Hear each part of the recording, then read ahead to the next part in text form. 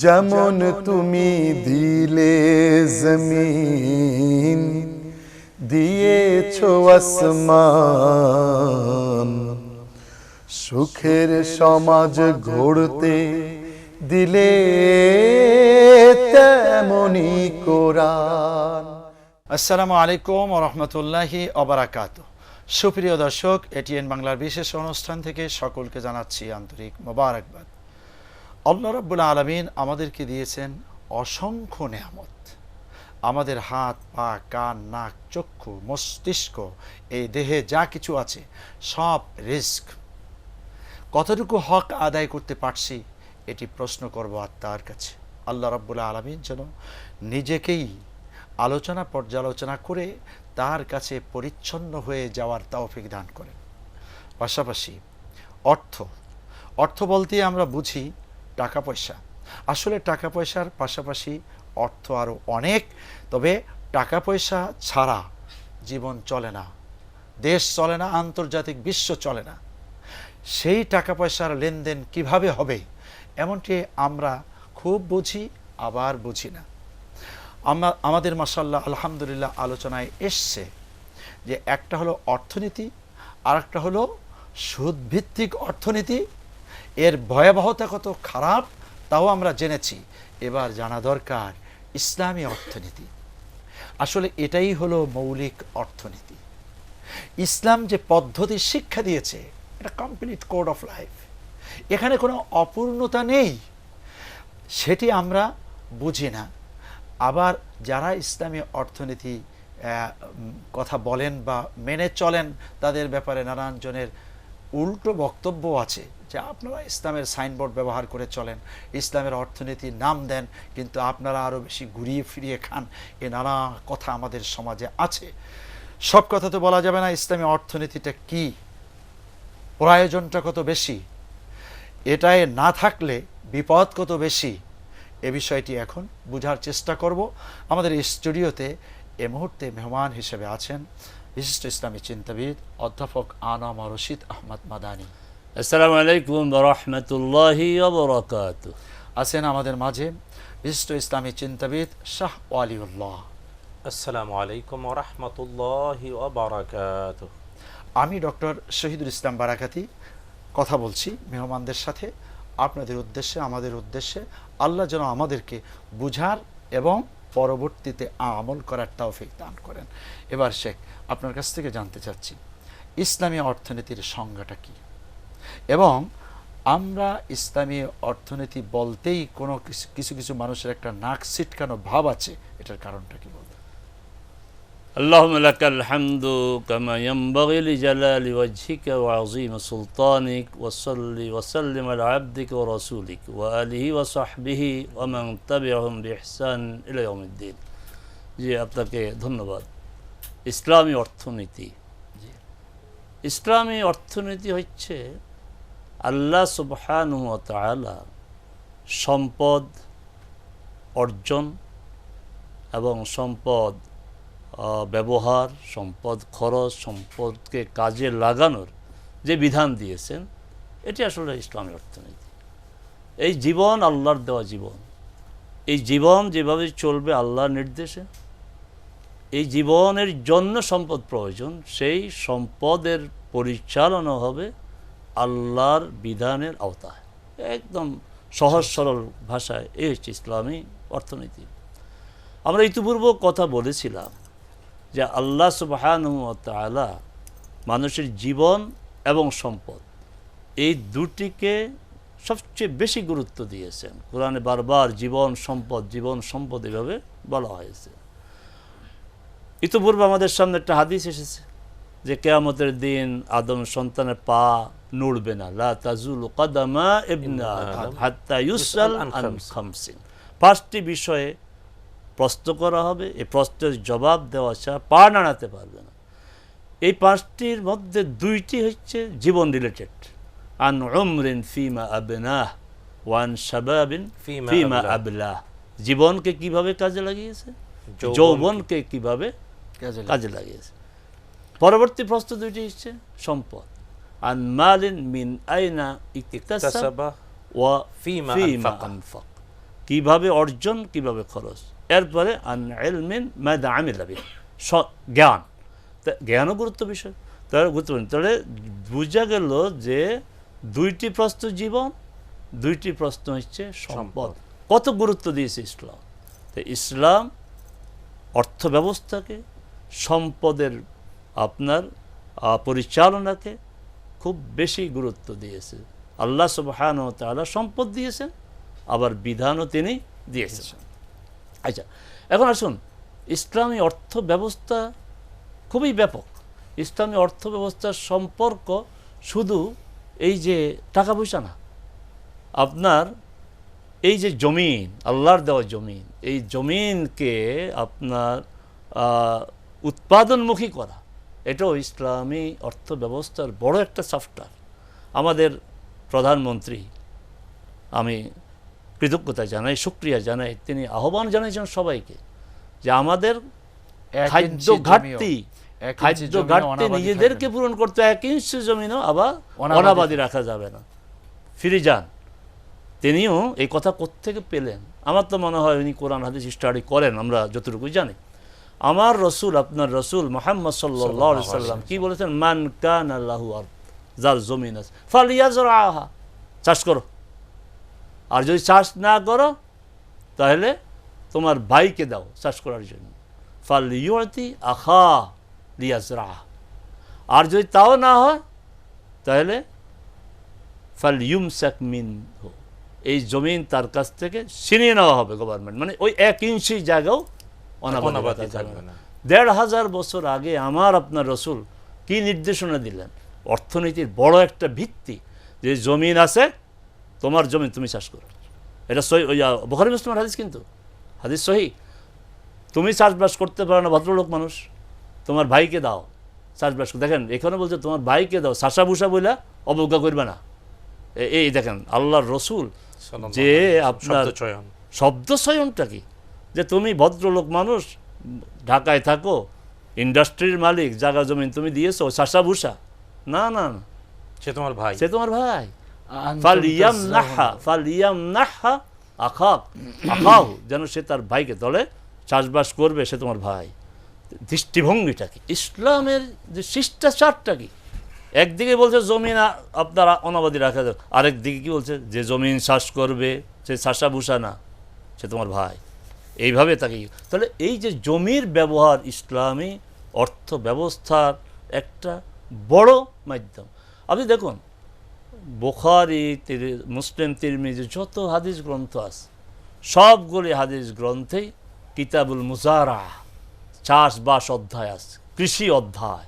আল্লাহই তো দিয়েছেন 1500 বছর আগে কৃষি অধ্যায়।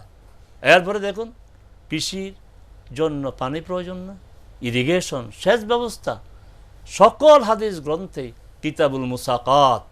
কিতাবুল মুসাকাত অর্থ হচ্ছে, এখনকার পরিভাষা হচ্ছে ইরিগেশন, সেচ ব্যবস্থা। দেখুন আমার রসুল, যে রসুল মরুভূমিতে জন্ম, তার মরুভূমিতে তিনি বেশি আপনার জায়গায় চলাফেরা করেন নেই। মক্কা থেকে তায়েব গিয়েছেন, তারপরে মদিনা, মদিনা থেকে খাইবার, তাবুক, বদর তো কাছেই, এর বাইরে কোথাও জানে, গোটা অঞ্চল মরুভূমি। সেই মরুভূমিতে জন্ম নেওয়া, বড় হওয়া, রসুল হওয়া নবী চাষবাসের কথা শিখিয়েছে, সেচের কথা শিখিয়েছে। তাহলে এগুলি কি মুআজিজা নয়? এগুলি অবশ্যই মুআজিজা। এবং চমৎকার, আমার ঈমান বেড়ে যায়, এবার সবার ঈমান বাড়াই উচিত। আপনি কিতাবুল মুসাকাতে বাব আল জাদাওয়াল, জাদাওয়াল মানে এই যে পানি, যে প্রবাহ, পানি যে সেচের, এই যে ড্রেন বলা হয়, সেটাও আছে, নবীজি সাল্লাল্লাহু আলাইহি ওয়াসাল্লাম সেটাও আছে, যে পানি আটকে রাখবা না, সবাই যেন সবাই যেন পানি সমান পায়। তা আমার রসুল মুহাম্মদ সাল্লাল্লাহু আলাইহি ওয়াসাল্লাম, এই জন্যই আপনার একজন লেখক একটা বই লিখেছেন, মুহসিন ইনসানিয়াত, মানবতার প্রতি যিনি এহসান করেছেন। আসল যে এহসান, কতভাবে, কত আঙ্গিকে তিনি এই মানুষকে, তাদের এই পৃথিবীর জীবন যেন সুন্দরভাবে পরিচালিত হয়, এই জন্য কত আঙ্গিকে কত কি শিখিয়েছেন। আর আমরা মুহাম্মদ সাল্লাল্লাহু আলাইহি ওয়াসাল্লাম সম্পর্কে জানি যে 23 বছর উনি রসুল ছিলেন, 23 না, 40 থেকে 63। কিন্তু আপনার কেউ বলেছেন যে চাচা সহ যখন সফরে যান তার বয়স 12, কেউ বলছেন বয়স আপনার 14, যদি 12 বছর হয় তাহলে উনি ব্যবসায়ী কত বছর? 28 বছর। যদি 14 হয় তাহলে ব্যবসায়ী কত বছর? 26 বছর। তা আমার রাসূল ছিলেন 23 বছর, আর ব্যবসায়ী ছিলেন কত বছর? 26 অথবা 28 বছর। তাহলে কত অভিজ্ঞতা তার ব্যবসা সম্পর্কে, অর্থনীতি সম্পর্কে, সম্পদ বন্টন, সম্পদ ব্যবস্থাপনা সম্পর্কে। তাহলে এগুলি যে তিনি করেছেন, এর দ্বারা বোঝা যায় তিনি শুধু ওই মসজিদের রাসূল না, শুকরান, ইমাম রাসূল না, জাযাকাল্লাহ। তিনি মানবতার শিক্ষক, পরিপূর্ণ একজন মানুষ। আল্লাহ সুবহানাহু ওয়া তাআলা এইভাবে রাসূলকে অনুসরণ করুন। আমিন আমিন, শুকরান। প্রিয় দর্শক, ইসলামী অর্থনীতি নিয়ে আমরা বুঝছিলাম। এতদিন পর্যন্ত যদি ধারণা আমাদের এমনটি থাকে যে ইসলামী অর্থনীতি মানে হলো ইসলামী ব্যাংক আর শরিয়া ভিত্তিক লেনদেন, শুধু ওই জায়গায় যদি আমরা সীমাবদ্ধ থাকি তাহলে আপনি ভুল করেছেন। ইসলামী ব্যাংকিং ব্যবস্থা এটা তো চালু হয়েছে পরে, অনেক পরে, কিন্তু আল্লাহ পাক কোরআনে কারিমের মধ্যে বলেছেন আআনতুম তাজরাউনাহু আম নাহনুজ জারিউন, ফসল কি আমি ফলাই না তোমরা ফলাও? আল্লাহ প্রশ্ন করে কি বোঝাতে চেয়েছেন? তার মানে হলো কি, যে এই ফসলাদি এটা অর্থনীতির একটা মূল ভিত্তি, যেটা আলোচনায় এসছে। এরপরে উট লালন পালন, ছাগল ভেড়া দুম্বা লালন পালন, যেই দেশে গরু মহিষ ইত্যাদি পালা হয় এগুলো লালন পালন। অনুরূপভাবে গাছপালা তরু লতা, রাসূল সাল্লাল্লাহু আলাইহি ওয়াসাল্লাম বলেছেন একটি বৃক্ষ কেউ রোপণ করলো আর সেটা থেকে কোনো একটি মানুষ অথবা কোনো একটি বন্য প্রাণী অথবা একটা পাখিও যদি খায় এটা সদাকা। তার মানে কি, সমস্ত রাস্তাঘাট যেখানে সেখানে আমরা গাছ লাগিয়ে প্রত্যেকটা জায়গায় আমরা ইসলামী অর্থনীতির বীজ বপন করতে পারি।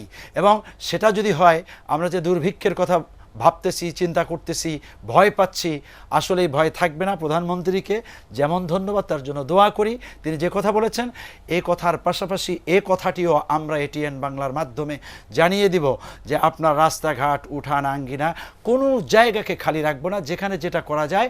এরপরে মিল ফ্যাক্টরি কুটির শিল্প, ঘরে বসে বসে কাজ করা, সমস্ত কাজে যদি আমরা ঝাঁপিয়ে পড়ি তাহলে ইনশাআল্লাহ ইনশাআল্লাহ ইনশাআল্লাহ পৃথিবীর কোনো জায়গার থেকে ভিক্ষা আনতে হবে না।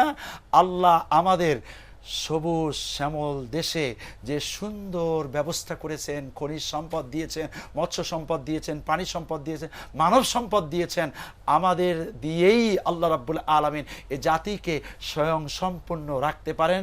আরও বেশি উপার্জন করে বিদেশেও আমরা পাঠাতে পারবো। আল্লাহ সে তৌফিক এনায়েত করুন। এ পর্যায়ে জনাব শাহ ওয়ালিউল্লাহ, আপনি বলবেন ইসলামী অর্থনীতির মূল প্রতিপাদ্য বিষয়টা কি, মৌলিক শিক্ষাটা কি দেয়? ধন্যবাদ। আলহামদুলিল্লাহ ওয়াসসালাতু ওয়াসসালামু আলা রাসূলিল্লাহ ওয়া বা'দ। ইসলামী অর্থনীতি বা ইসলামী অর্থব্যবস্থার মানে মৌলিক ফাউন্ডেশন কয়েকটি। এর প্রথম ফাউন্ডেশন হলো সবাইকে মানতে হবে, বিশ্বাস করতে হবে এবং বাস্তবায়ন করতে হবে সকল সম্পদের মালিক আল্লাহ তাআলা।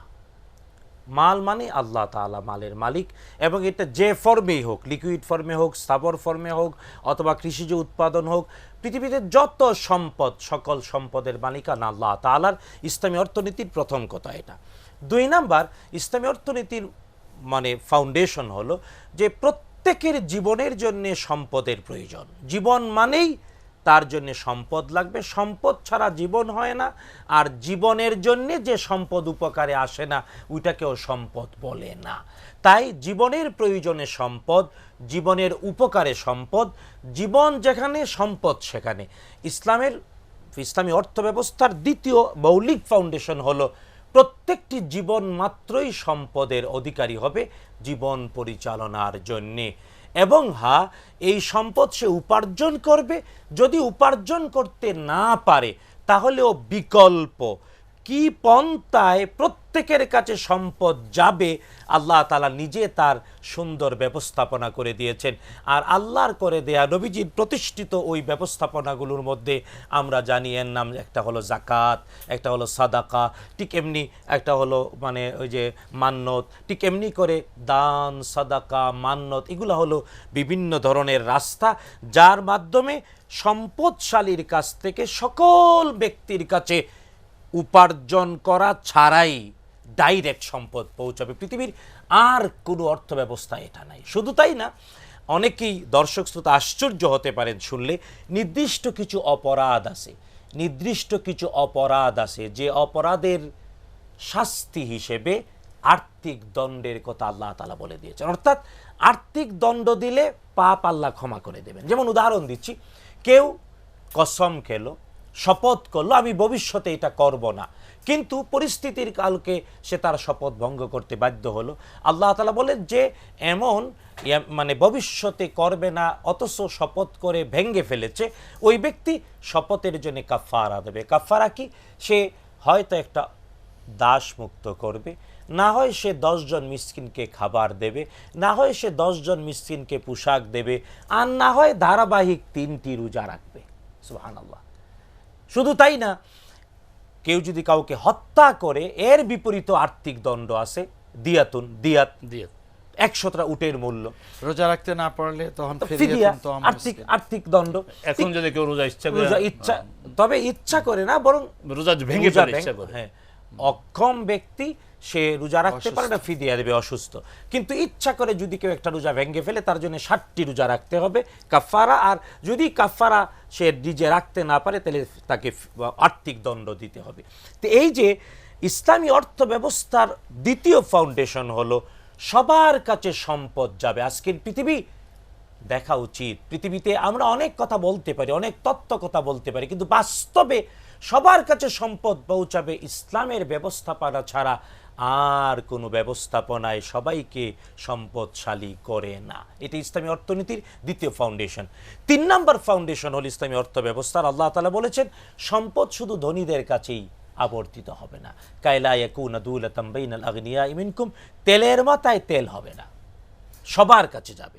এবং এই যে ইসলামী অর্থ ব্যবস্থার ফাউন্ডেশন, সবার কাছে সম্পদ যায়। তারপরে ইসলামী অর্থ ব্যবস্থার ফাউন্ডেশন হলো ইসলামী অর্থ ব্যবস্থা 100% পরিচালিত হবে বৈধ, হালাল, অনুমোদিত পন্থায়, অনুমোদনহীন অবৈধ হারাম পন্থায় হতে পারে না। ইসলামী অর্থ ব্যবস্থার অন্যতম আরেকটা ফাউন্ডেশন হলো ব্যবসা আর বাণিজ্য। যে কারণে এই পৃথিবীতে নবী এবং রসুল আলাইহিমুসসালাম, বিশ্বনবী মুহাম্মদুর রাসূলুল্লাহ সাল্লাল্লাহু আলাইহি ওয়াসাল্লাম, শেখ মাদানী সুন্দর করে বলেছেন, নবীজি সাল্লাল্লাহু আলাইহি ওয়াসাল্লাম 23 বছর 6 মাস, চন্দ্র বছরের 23 বছর 6 মাস ছিলেন রসুল, কিন্তু ব্যবসায়ী ছিলেন 26 বছর অথবা 28 বছর। তাই নবীজির জীবনে, নবুয়তের জীবনের প্যারালালে ব্যবসায়ী জীবনের বাস্তবতাটা অ্যাডভান্স। শুধু তাই না, এটাও জানা উচিত নবীজি সাল্লাল্লাহু আলাইহি ওয়াসাল্লাম রসুল হওয়ার আগে রসুল হয়েছেন 40 বছর বয়সে, আর 22 বছর বয়সে ব্যবসা শুরু করেছেন খাদিজাতুল কুবরা রাদিয়াল্লাহু তাআলা আনহার সাথে। রসুল সাল্লাল্লাহু আলাইহি ওয়াসাল্লাম রসুল হওয়ারও আগে ব্যবসা করেছেন খাদিজা রাদিয়াল্লাহু তাআলা আনহার সাথে। যে মুডিংয়ে, যে সিস্টেমে ব্যবসা করেছিলেন, ওই সিস্টেমটা ইসলামী শরীয়তের দলিল। নবীজি মুদারাবা সিস্টেমে ব্যবসা করেছেন। মা খাদিজা রাদিয়াল্লাহু তাআলা আনহার ছিল সম্পদ, আর রাসূল সাল্লাল্লাহু আলাইহি ওয়াসাল্লামের ছিল শ্রম আর মেধা। নবীজির শ্রম আর মেধা দিয়ে, খাদিজা রাদিয়াল্লাহু তাআলা আনহার মূলধন দিয়ে নবীজি ব্যবসা করেছেন। আর নবীজি শিখিয়েছেন ব্যবসা কাহাকে বলে, কত প্রকার কি কি। তাই ইসলামী অর্থ ব্যবস্থার ফাউন্ডেশন দেখলে এই বিষয়গুলো এক এক করে সবার সামনে স্পষ্ট থাকা উচিত যে ইসলাম একটি পূর্ণাঙ্গ জীবন ব্যবস্থা। এর অন্যতম শ্রেষ্ঠ একটা সিম্বল হলো এর পূর্ণাঙ্গ অর্থনীতি। শুকরান। প্রিয় দর্শক, আমরা তন্ময় চিত্তে এই কথাগুলিকে গ্রহণ করার চেষ্টা করব। আপনি একটু হলেও ভাবুন, আপনি কি মনে করেছেন যে শুধু টাকা পয়সার একটু লেনদেন করাটাই অর্থ ব্যবস্থা? না, আপনার ঘরের পাশেই একটি লাউয়ের বিচি যদি লাগিয়ে দিলেন, সেখান থেকে 5টা লাউ পেলেন, এটাও একটা অর্থ ব্যবস্থা। করলার গাছটা লাগিয়ে দিয়েছেন, ওটা একটা অর্থ ব্যবস্থা। কলা গাছটা লাগিয়েছেন, ওটা একটা অর্থ ব্যবস্থা। যেখানে আম গাছ রোপণ করা যায়, জাম গাছ রোপণ, কাঁঠাল গাছ রোপণ করা যায়, লিচু গাছ রোপণ করা যায়, অথবা যেই সিজনে যে তরকারির চাষ আপনি করতে পারেন, এর প্রত্যেকটি অর্থ ব্যবস্থা। আপনি মুরগির খামার করেছেন, এটাও একটা অর্থ ব্যবস্থা। গরুর খামার করেছেন, এটাও একটা অর্থ ব্যবস্থা।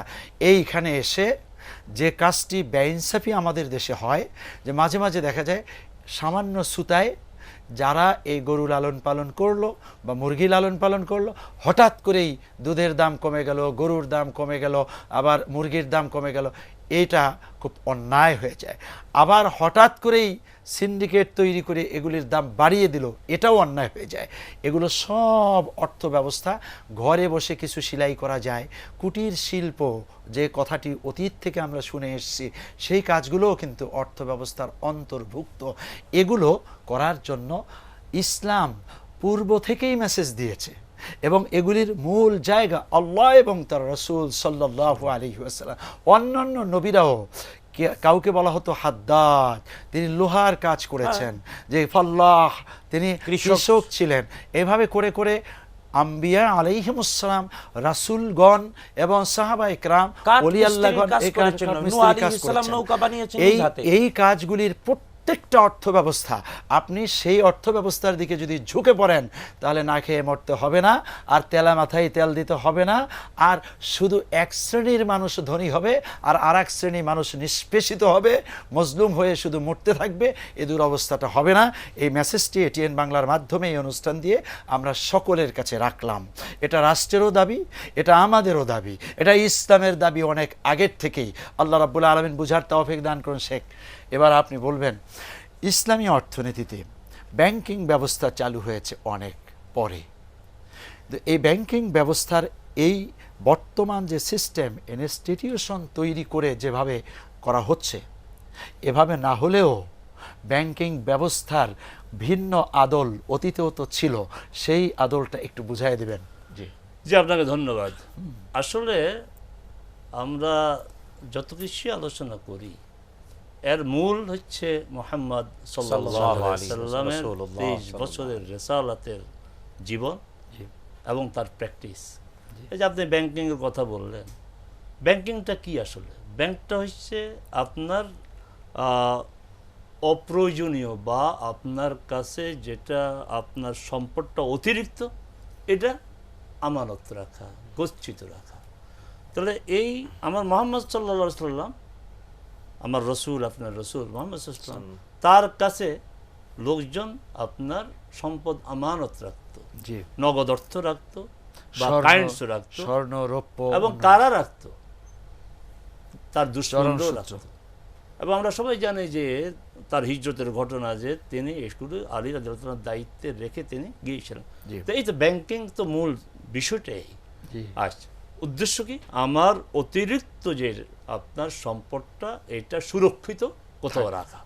আগে ব্যক্তি কাছে সুরক্ষিত থাকতো, বিশ্বস্ত, এখন প্রতিষ্ঠান। এরপর আসেন ব্যাংকিংয়ের অনেকগুলি মুড আছে। আজকে বর্তমান আধুনিক বিশ্বে যে ইসলামী ব্যাংকগুলো আপনার কার্যক্রম পরিচালনা করছে, 80-র দশক থেকে শুরু হয়েছে মূলত ইসলামী ব্যাংকিং আপনার এই আন্দোলনটা। ওই যে একটু আগে আমাদের শাইখ যেটা বললেন, যে খাদিজা রাদিয়াল্লাহু তাআলা আনহার সাথে রাসূল সাল্লাল্লাহু আলাইহি ওয়াসাল্লাম যে ব্যবসা, সেখানে কি ওই যে মুদারাবা। আজকের ইসলাম ব্যাংকগুলোর মূল ইয়েটা হচ্ছে মুদারাবা, স্লোগান। তাহলে প্রত্যেকে আসছে, রাসূল সাল্লাল্লাহু আলাইহি ওয়াসাল্লাম আসছে।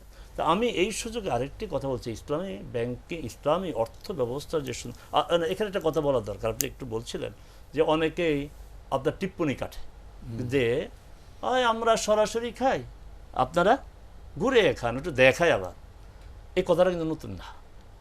এই কথাটা আল্লাহ সুবহানাহু ওয়া তাআলা কোরআন মাজিদে বলে দিয়েছেন। সূরাতুল বাকারাতে, সূরা বাকারা কি বলেছেন? যে আহাল্লাল বাই ওয়া হারামার রিবা। তারা কি বলছে? ইননামাল বাইউ মিসলুর রিবা। কোনো পার্থক্য নেই। ব্যবসা যেটা মার্কেটে যে ব্যবসা চালু আছে, সেখানে কেনা বেচা, বেশি নেওয়া, এই টাকা দিয়ে টাকা, পণ্য দিয়ে বেশি নেওয়া, একই, কোনো পার্থক্য নাই। তো এই কথাটা যাদের উপরে, যাদেরকে সামনে রেখে কোরআন নাযিল হয়েছে, সেই সময়ের কোরআন অবিশ্বাসীদের স্লোগান। কিন্তু আজকে যারা স্লোগান দেয়, ভাবতে হবে যে আমরা কি আল্লাহর কোরআনের পক্ষে আমাদের কথা যাচ্ছে, না ওই কোরআনের এই বিধান নিয়ে তারা তামাশা করে তাদের সাথে মিলছে। এটা আপনার বুঝতে। আর বাস্তব জীবনের সাথে আমরা যদি মিলাই, আচ্ছা, ঘুরা ছাড়া কোন কাজটা সঠিক হয়?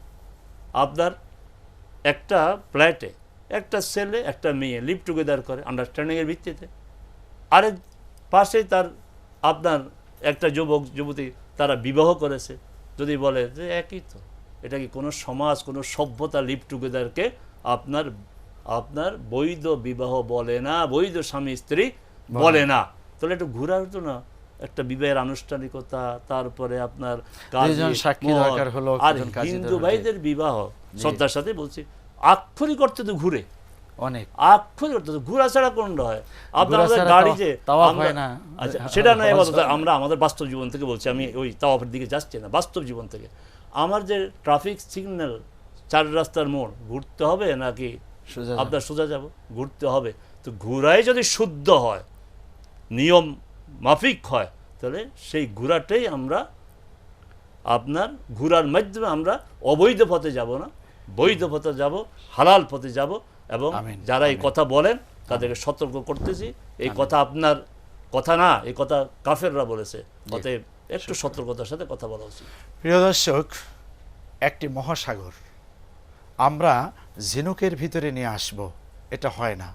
ইসলামী অর্থনীতি এটা বিশ্বব্যাপী, আজকের পৃথিবীতে মানুষ যতটুকু বুঝছে এর আগে ছিল আরও বেশি। তার মানে আল্লাহ দিয়েছেন, রাসূল দিয়েছেন, সমস্ত আম্বিয়া আলাইহিমুসসালাম এবং সমস্ত রাসূলগণ, সাহাবায়ে কেরামগণ এই কাজটি করেছেন। এটা আমরা হঠাৎ করে ছোট্ট আলোচনায় শেষ করতে পারবো না। বিশাল আলোচনা আছে ইসলামী ব্যাংকিং এবং ইসলামী ব্যাংক বাংলাদেশে কি আছে, কখন শুরু হলো, কেন শুরু হলো, হওয়ার কারণে এটা লাভ কি হলো, ক্ষতি কি হলো। আলহামদুলিল্লাহ, মাশাআল্লাহ, আলহামদুলিল্লাহ, মানুষ এখন স্বাগত জানাচ্ছে, ওয়েলকাম জানাচ্ছে। এটা আমরা বিস্তারিত বুঝবো। সেই বোঝার জন্য উদাত্ত আহ্বান জানাচ্ছি।